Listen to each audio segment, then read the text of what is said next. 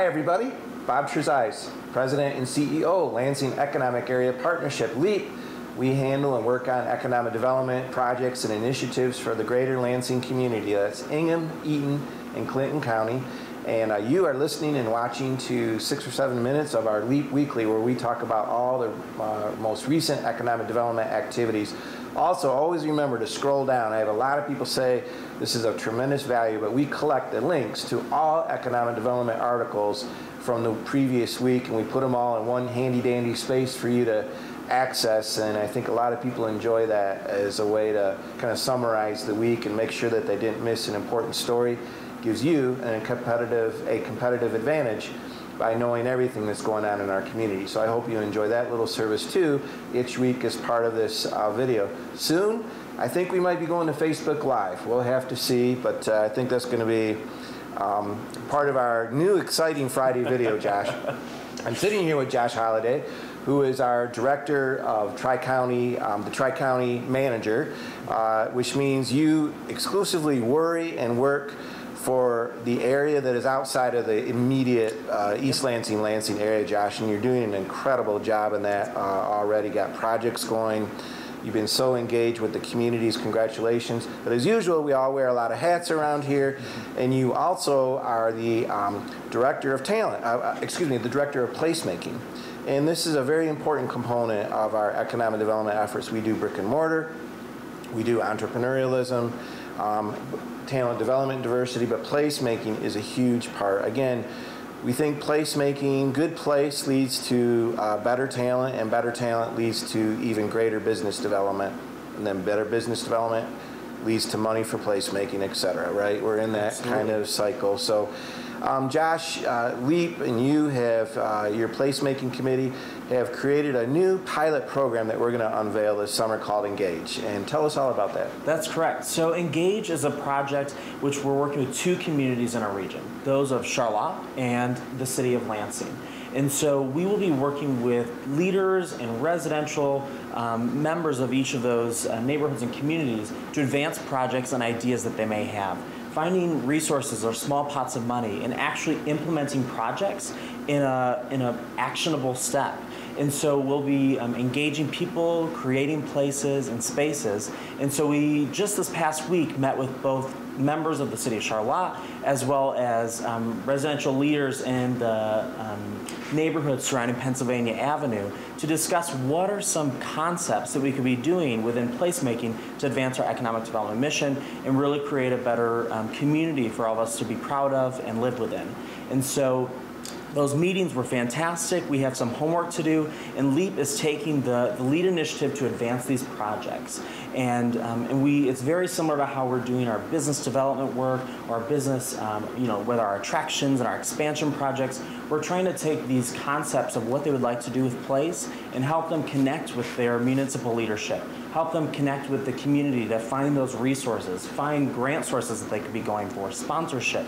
Help them find those resources and tools that are necessary to advance their project, similar to what we're doing with all of the rest of our economic development work. So we're really excited to launch this program. Yeah, so this is going to, these are not big projects. We intentionally want to keep them small, but not unimportant. Exactly. They're in key strategic locations. And again, so much of what we do in economic development and an economy is about psychology. And this helps a place feel better. Yeah. And I really use that word intentionally, Josh, feel. Yeah. It's critical that people feel good about where they live, that businesses feel good and hopeful for the future. And indicators of feeling hope for the future and staying and growing in the community is that they just generally feel good about the area. Love, I hate to say it, but yeah, I do believe in that. That, in fact, there's some statistical evidence, as we learned last year at the Placemaking Summit, that love of your place is a true, factual indicator about business staying and growing and investing. And so these are small but not unimportant placemaking initiatives. Pilot, just 2 this year. Let's see how it goes, right? Yeah. And good experiment. We're connecting people. We're raising money. Planning and doing something good. And I think what's special is we are going to the people of these communities. And so we're trying to talk to them about what they need. What are some challenges that they might be facing that maybe placemaking strategies won't solve it all, but it's a step towards making someone proud and take pride of, you know, the neighborhood they live in around Pennsylvania Avenue to make it more walkable. Be more proud of the downtown district in Charlotte to attract more businesses and help the talent. Yeah. So I think it's a really special program that we're going to be able to see some true engagement with people and some small projects that are really going to create a difference for those Good job on that, man. I love it. Thanks, Bob. Good brainstorm. Thank you to our placemaking committee. Absolutely. Josh, while I have you right here locked in the chair, the hot seat, let me just ask you a couple other things real quick.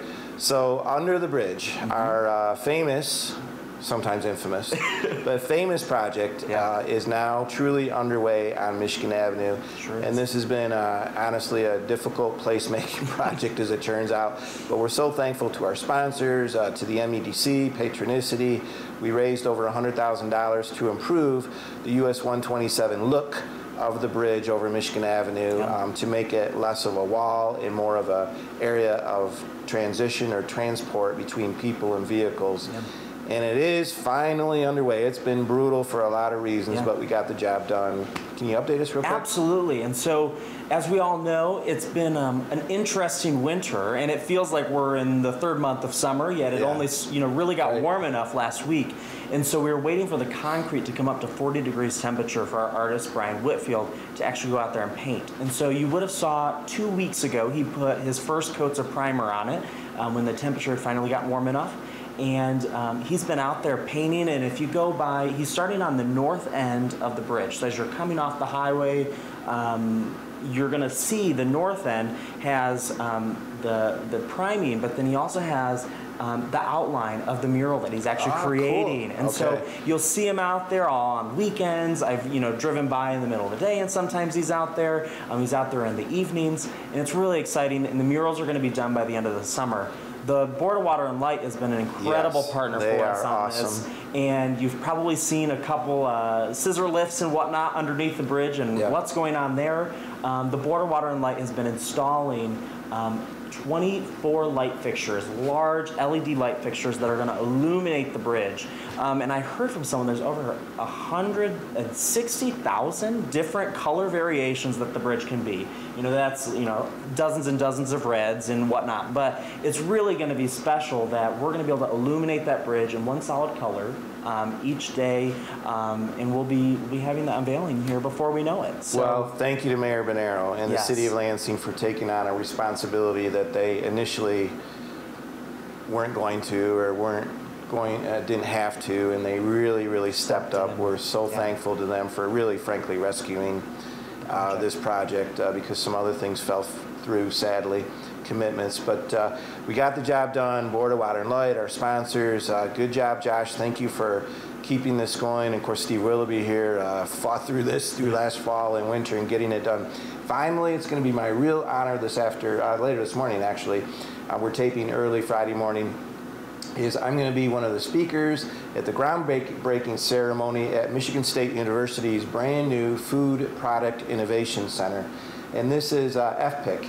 Kind of like FRIB. This is really going to be an amazing statewide, if not Midwest-wide facility that invites stage 2 types of agricultural businesses that get big orders that they can't fill, or they need to experiment, or whatever with production of meeting orders and getting their business ramped up to a whole nother level, creating jobs, creating new investment, enhancing the agricultural industry. But this facility and all the machines that will be in it and the expertise that goes along with it is going to provide that physical space to do that right here in our Lansing region. And so we're so thankful to the MSU Board of Trustees, as usual.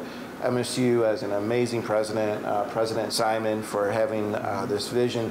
The Food Product Center at MSU, those guys have been incredible. $1 million initial grant from the MEDC and MDARD, which LEAP facilitated and put together on behalf of the project, got things kicked off. And then the EDA out of Chicago has played an enormous role. Thank you to those guys.